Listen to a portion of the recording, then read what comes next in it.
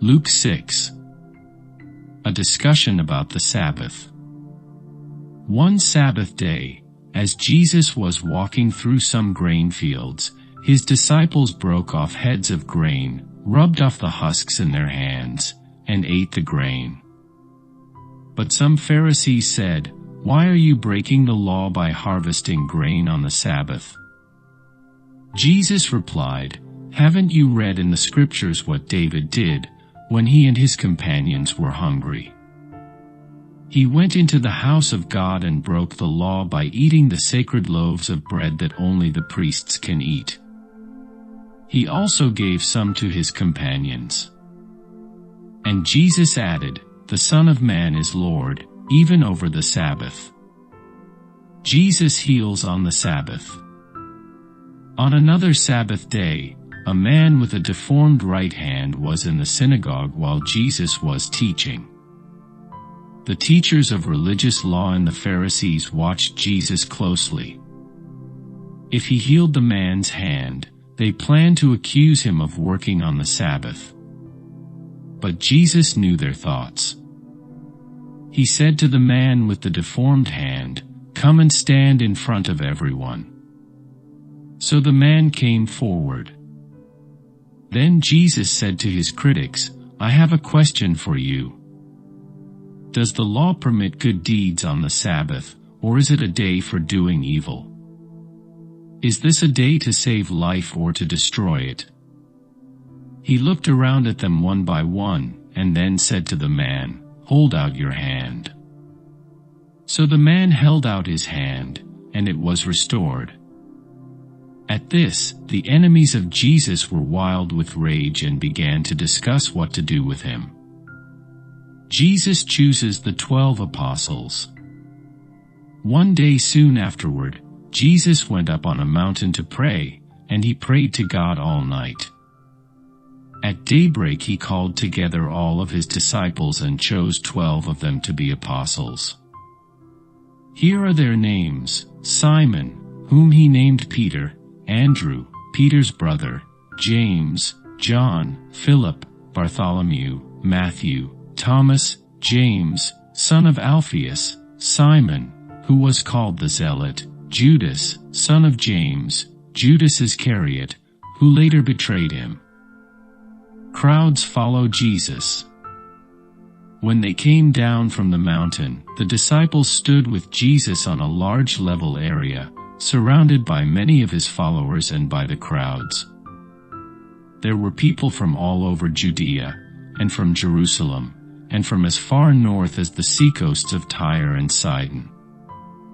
They had come to hear him, and to be healed of their diseases, and those troubled by evil spirits were healed. Everyone tried to touch him, because healing power went out from him, and he healed everyone. The Beatitudes. Then Jesus turned to his disciples, and said, "God blesses you who are poor, for the kingdom of God is yours. God blesses you who are hungry now, for you will be satisfied. God blesses you who weep now, for in due time you will laugh. What blessings await you when people hate you, and exclude you, and mock you, and curse you as evil, because you follow the Son of Man. When that happens, be happy. Yes, leap for joy. For a great reward awaits you in heaven. And remember, their ancestors treated the ancient prophets that same way." Sorrows foretold. What sorrow awaits you who are rich, for you have your only happiness now. What sorrow awaits you who are fat and prosperous now, for a time of awful hunger awaits you. What sorrow awaits you who laugh now, for your laughing will turn to mourning and sorrow. What sorrow awaits you who are praised by the crowds, for their ancestors also praised false prophets. Love for enemies. But to you who are willing to listen, I say, love your enemies.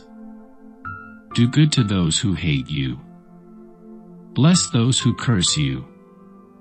Pray for those who hurt you. If someone slaps you on one cheek, offer the other cheek also. If someone demands your coat, offer your shirt also. Give to anyone who asks, and when things are taken away from you, don't try to get them back. Do to others as you would like them to do to you. If you love only those who love you, why should you get credit for that? Even sinners love those who love them. And if you do good only to those who do good to you, why should you get credit? Even sinners do that much. And if you lend money only to those who can repay you, why should you get credit? Even sinners will lend to other sinners for a full return. Love your enemies. Do good to them. Lend to them without expecting to be repaid. Then your reward from heaven will be very great, and you will truly be acting as children of the Most High, for He is kind to those who are unthankful and wicked. You must be compassionate, just as your Father is compassionate. Do not judge others. Do not judge others, and you will not be judged. Do not condemn others, or it will all come back against you. Forgive others, and you will be forgiven. Give, and you will receive. Your gift will return to you in full, pressed down, shaken together to make room for more, running over, and poured into your lap. The amount you give will determine the amount you get back. Then Jesus gave the following illustration: Can one blind person lead another? Won't they both fall into a ditch? Students are not greater than their teacher, but the student who is fully trained will become like the teacher. And why worry about a speck in your friend's eye, when you have a log in your own? How can you think of saying, "Friend, let me help you get rid of that speck in your eye," when you can't see past the log in your own eye? Hypocrite! First get rid of the log in your own eye, then you will see well enough to deal with the speck in your friend's eye. The tree and its fruit. A good tree can't produce bad fruit, and a bad tree can't produce good fruit. A tree is identified by its fruit. Figs are never gathered from thorn bushes, and grapes are not picked from bramble bushes. A good person produces good things from the treasury of a good heart, and an evil person produces evil things from the treasury of an evil heart. What you say flows from what is in your heart. Building on a solid foundation. So why do you keep calling me Lord, Lord, when you don't do what I say? I will show you what it's like when someone comes to me, listens to my teaching, and then follows it. It is like a person building a house who digs deep and lays the foundation on solid rock. When the floodwaters rise and break against that house, it stands firm because it is well built. But anyone who hears and doesn't obey is like a person who builds a house right on the ground, without a foundation.